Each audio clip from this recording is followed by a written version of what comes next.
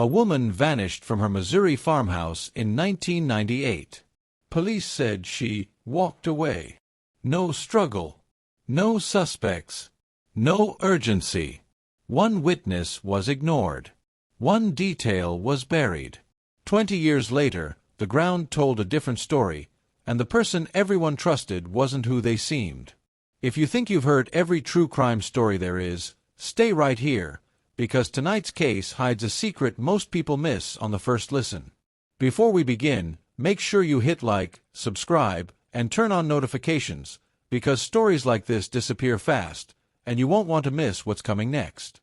In the summer of 1998, a quiet American town believed it knew the truth about a disappearance that shattered a family and haunted law enforcement for decades.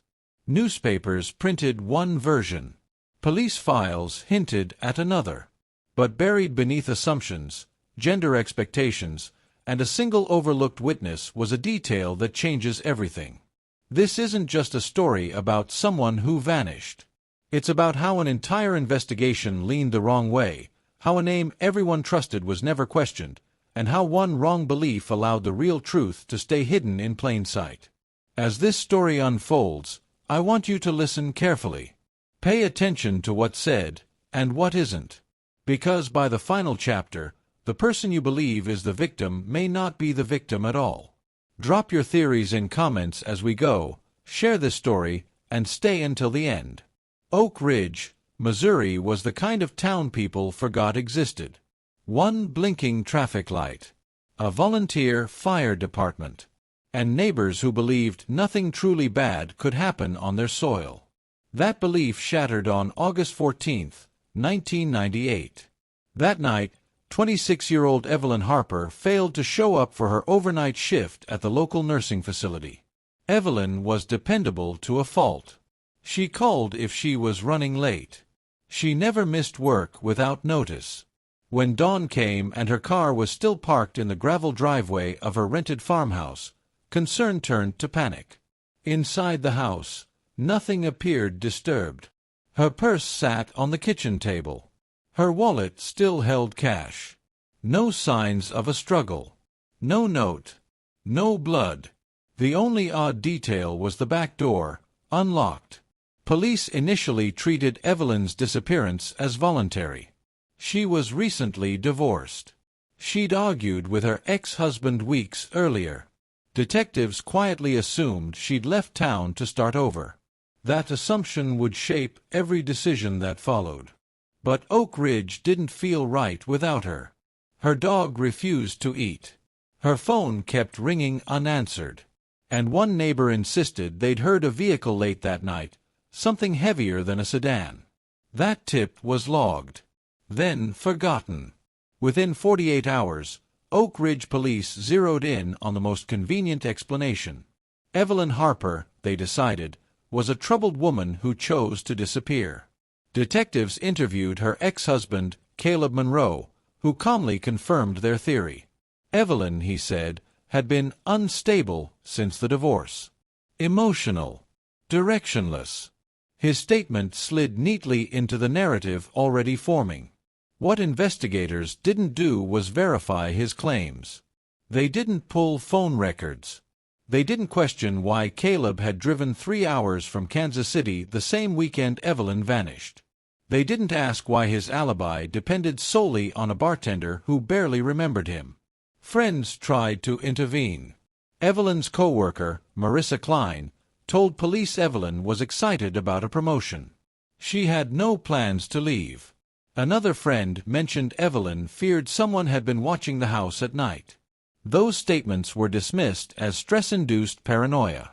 Meanwhile, Caleb's story never changed, and that consistency impressed investigators. He was cooperative, polite, male. He fit the profile of a grieving ex-spouse, not a suspect. As weeks passed, the case cooled. Flyers faded from telephone poles. The farmhouse was rented to someone new. Evidence that could have been collected was discarded. And buried beneath assumptions about gender and motive, the real question went unasked. What if Evelyn didn't leave at all? 3 weeks after Evelyn Harper vanished, a woman named Lydia Ramos walked into the Oak Ridge police station. Lydia lived half a mile from the farmhouse and worked nights cleaning offices along the highway. She told officers something she hadn't shared sooner because she feared sounding foolish. At approximately 1:17 a.m. the night Evelyn disappeared, Lydia said she saw a pickup truck idling near the Harper farmhouse. Not just any truck, a dark green Ford with a dented rear fender and a broken tail light. She remembered because it nearly clipped her mailbox while turning around. More importantly, Lydia said she saw a woman step out of the truck. Tall, broad-shouldered, wearing a baseball cap pulled low. The woman went inside the farmhouse. Minutes later, the truck left, fast. Police dismissed her statement within minutes. The suspect they were focusing on was male. Lydia's timeline conflicted with Caleb Monroe's bar receipt. And the idea of a woman abducting another woman didn't fit their working theory. Lydia was thanked and sent home. Years later, when detectives revisited the case, her report was found misfiled under unrelated sightings. The license plate partial she provided was never run. The truck description was never broadcast. And the detail that should have raised alarms, that Evelyn's back door had been unlocked, suddenly felt less innocent. Someone had left through it. Evelyn Harper had an older sister named Jordan Hale, a fact rarely mentioned in early media coverage. Jordan lived 2 states away in rural Illinois and had little contact with Evelyn after a falling out years earlier. According to family members, the disagreement was over money, though details were vague. What police didn't know at the time was that Jordan had quietly shown up in Oak Ridge the day before Evelyn vanished. A gas station receipt later recovered placed her less than 10 miles from the farmhouse. No one questioned it because no one thought to. Jordan didn't attend early searches. She didn't speak to reporters. She didn't push for answers. When contacted months later, she claimed she hadn't seen Evelyn in years and assumed she'd simply moved on. But cracks began to show decades later when cold case investigators pulled Evelyn's old phone records. In the weeks before her disappearance, Evelyn had made several late-night calls to an unlisted number. That number belonged to Jordan. Even more unsettling, Jordan had a dark green Ford pickup registered in her name in 1998. Body shop records showed a rear fender repair completed just days after Evelyn vanished. The case had always focused on the wrong ex-spouse. No one had considered the possibility that the danger came from family, and that the person seen that night wasn't a man at all.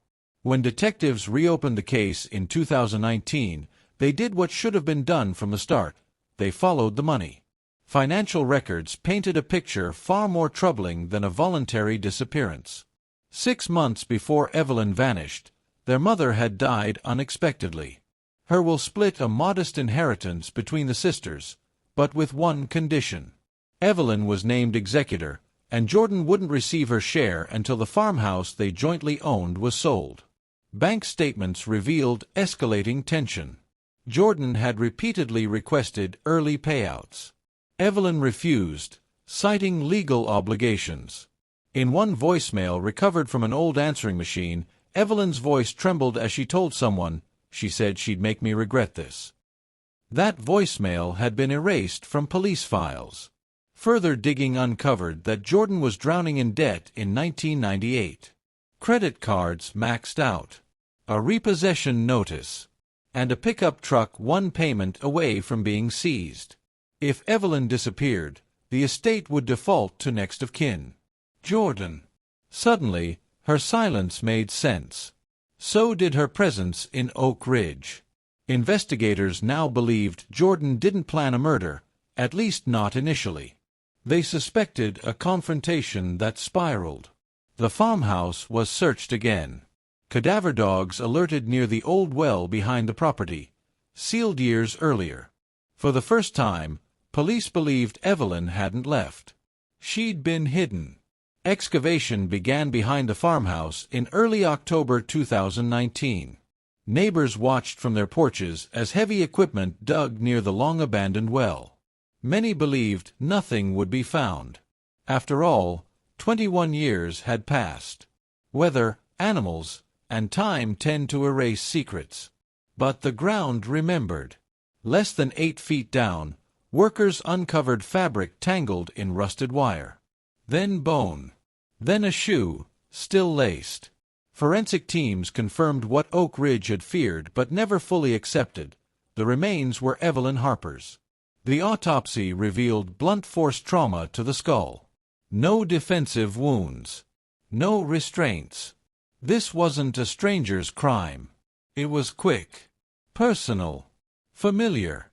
Buried with her were fragments of duct tape and a broken plastic watchband, items not listed in evidence from 1998. That meant someone had removed them before police ever searched the property. Investigators turned their attention back to Jordan Hale. When questioned again, Jordan claimed she'd never been behind the farmhouse. But soil samples taken from her truck's undercarriage in 1998, stored unintentionally with old case materials, matched the mineral composition of the burial site. The final blow came from Lydia Ramos. She identified Jordan's pickup without hesitation. The witness had been right all along. Jordan Hale was arrested without incident at her Illinois home in November 2019. She didn't cry. She didn't resist. She simply asked one question: "Did you find her?" During interrogation, Jordan denied planning anything. She claimed she drove to Oak Ridge to talk things out. According to her, the argument escalated when Evelyn refused to sign over the inheritance. Voices were raised. Accusations flew. Jordan said Evelyn fell during the confrontation and struck her head. But the evidence didn't support an accident. Forensic experts confirmed the injury was caused by an object, not a fall. The angle suggested deliberate force. When confronted with this, Jordan changed her story. Then changed it again. What she never explained was the duct tape, the wire, or why she buried her sister behind the farmhouse instead of calling for help. Most chilling was what she said near the end of the interview: "She always acted like she was better than me." That resentment had festered for years.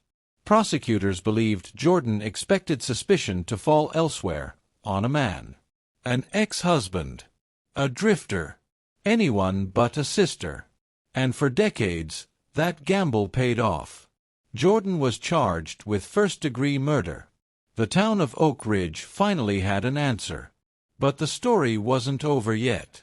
Jordan Hale's trial began in the spring of 2021, and from the first day, it was clear the defense had one strategy: doubt. No eyewitness to the killing. No murder weapon recovered. And a timeline stretched thin by decades of lost evidence. But the prosecution focused on patterns, behavior, opportunity, and silence. They introduced Evelyn's voicemails, playing them slowly for the jury. Her fear was unmistakable. They showed the gas receipt placing Jordan in Oak Ridge. Then came Lydia Ramos, now older but unwavering, pointing to Jordan and saying, "That's who I saw." The defense tried to dismantle her credibility. Nighttime visibility. Memory decay. But Lydia held firm. "I remember because it scared me," she said. "Women don't expect danger from other women." That sentence landed hard. Jurors learned how Jordan avoided searches, skipped vigils, and never once contacted police. They heard how the inheritance transferred after Evelyn's death, money Jordan quietly accepted. When Jordan took the stand, she spoke calmly, almost coldly. No tears. No apology. The jury deliberated for less than 9 hours. They returned with a guilty verdict. For Oak Ridge, justice arrived late, but it arrived. After the verdict, most people believed the story had finally ended. Sister kills sister over money. Case closed. But investigators reviewing sealed documents uncovered one final twist, one that reframed everything. Evelyn Harper had not been the intended victim. Emails recovered from an old hard drive showed Jordan had originally planned to confront Caleb Monroe, not Evelyn. Jordan believed Caleb had manipulated the inheritance paperwork and poisoned Evelyn against her. Her anger was misdirected and explosive. The confrontation with Evelyn wasn't premeditated murder. It was a collision of obsession, jealousy, and entitlement. Jordan didn't arrive to kill. She arrived to reclaim control. When Evelyn refused to bend, Jordan snapped. This detail mattered because it shattered the narrative that women commit crimes only reactively or emotionally. Jordan planned intimidation. She planned pressure. She just didn't plan the outcome. Psychologists later testified that Jordan relied heavily on a dangerous assumption, that law enforcement would never seriously consider a female family member as the primary suspect in a disappearance. And she was right. For over 20 years, gender bias protected her. The real twist wasn't just who did it. It was why she got away with it for so long. Oak Ridge returned to quiet after the trial, but it was a different kind of quiet, one shaped by regret. Residents realized how easily assumptions had guided the investigation. How quickly blame drifted toward the familiar stereotype of a dangerous man, while the real threat wore a sister's face. The police department issued a formal apology to Evelyn Harper's friends and co-workers. Files were audited. Procedures changed. Witness statements were no longer dismissed based on unlikely suspects. Lydia Ramos received a letter acknowledging her courage and an apology for being ignored. Evelyn's farmhouse still stands. The well is sealed with concrete now, marked only by a small plaque bearing her name. No dates. No explanation. Just a reminder. Jordan Hale was sentenced to life without parole. In prison interviews, she still insists she never meant for things to go that far. But intention doesn't undo consequence. Evelyn's case is now used in criminal justice training across Missouri, a warning about tunnel vision, gender bias, and the cost of certainty. Because sometimes the most dangerous person isn't the one you're looking for. It's the one you never question. If this story stayed with you, it should. Evelyn Harper wasn't failed by a lack of evidence. She was failed by assumptions. By the belief that some people are more capable of violence than others. By the comfort of easy answers. Cases like this remind us why true crime matters. Not for shock. Not for entertainment. But for awareness. Every time a witness is ignored, every time a suspect is dismissed because they don't fit the profile, the truth drifts further away. If you believe Evelyn deserved better, take a moment to like this video. Subscribe to the channel if you haven't already, because these stories don't tell themselves, and they don't stay visible without support. Share this episode so others can hear what happens when bias replaces investigation. And I want to hear from you. Do you think Jordan would have been caught sooner if she'd been a man?